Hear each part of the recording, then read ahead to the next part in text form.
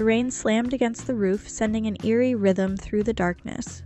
The wind howled, sneaking through the cracks in the window, making the curtains flutter like ghosts. The air inside the small room was cold, damp, and heavy with the kind of fear that settles in the bones. I pulled my blanket tighter around myself, my hands trembling. The storm outside wasn't what scared me. It was the storm inside these walls, the one that had no escape.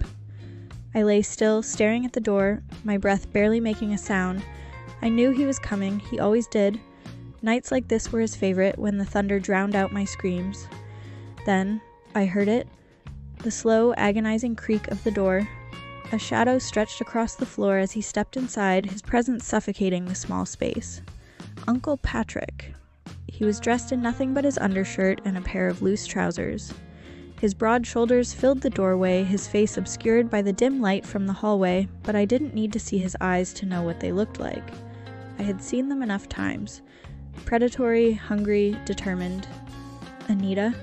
he murmured, his voice thick with something that made my stomach twist. I shot up, pressing my back against the cold wall, my fingers clutching the blanket as if it could shield me. My breath hitched, panic clawing at my throat. "Please, not tonight," I whispered, my voice barely more than a breath. He took a slow step forward, then another. "I told you," he said, his tone almost amused. "You belong to me."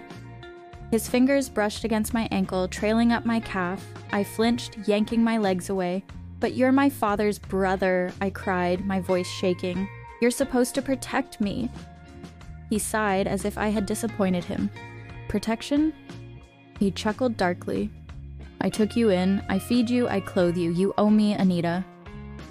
I shook my head violently. No, this isn't right. A shadow crossed his face, his amusement vanishing.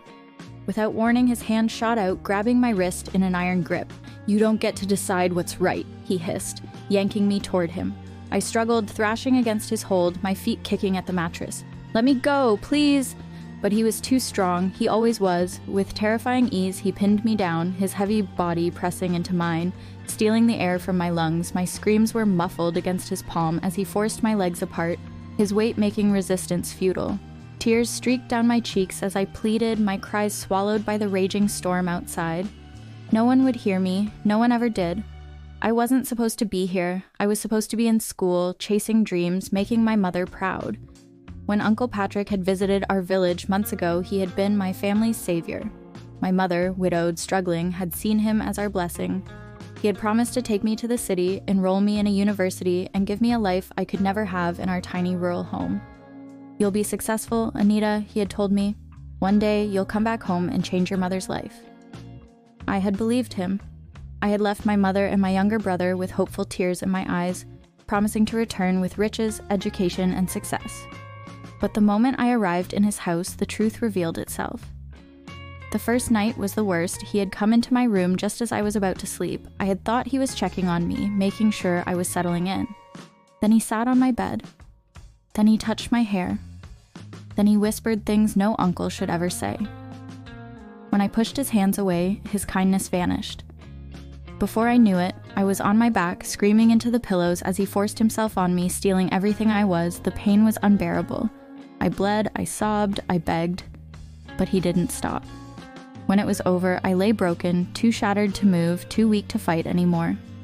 He wiped himself clean, then smiled down at me. "You'll get used to it." The next morning, he came back with gifts, clothes, chocolates, even a new phone.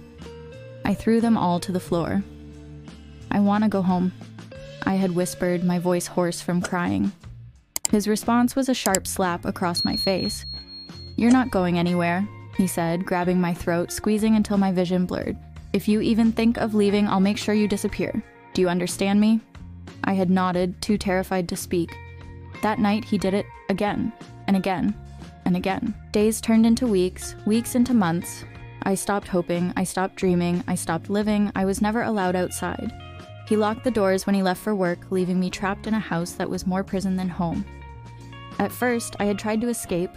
I had broken a plate and hidden a shard under my pillow, thinking I could use it to defend myself, but the night he found it, his rage was unlike anything I had ever seen. He beat me until I couldn't stand, then he used me like he always did. After that, I never tried to fight again. I became numb, I became his possession, I became nothing. One night, after he had finished, he lay beside me, his arm draped over my waist as if I were a lover instead of his captive. His breath was slow, deep, he was asleep, and for the first time, I saw an opportunity. Heart pounding, I slid out from under his arm. My legs trembled as I stood, every muscle screaming in protest. But I pushed through the pain. I crept to the door, my hands shaking as I turned the knob, locked. Of course it was. My eyes darted to the window. I had never considered it before. It was small, barely wide enough to squeeze through. But it was my only chance. I climbed onto the table, pried it open, and pushed myself up. My ribs ached as I twisted, forcing my body through the tight space. Then I was outside. The night air hit me like a slap, cold and shocking. But I didn't stop. I ran. Barefoot, dressed in nothing but my torn nightgown, I sprinted into the darkness, away from that house, away from him. I didn't know where I was going. I didn't care. I was free. With the help of a kind stranger, I was taken to a police station. The officers listened. They believed me. Uncle Patrick was arrested. He had thought he was untouchable. He was wrong. He lost everything, his job, his reputation, his freedom. And I began the long, painful road to healing. How the government can prevent this strict legal action, tougher laws, and harsher punishments for abusers, ensuring they can't escape justice. Safe reporting systems, anonymous hotlines, and shelters for victims to seek help. Community education, teaching young people their rights, how to recognize abuse, and where to seek help.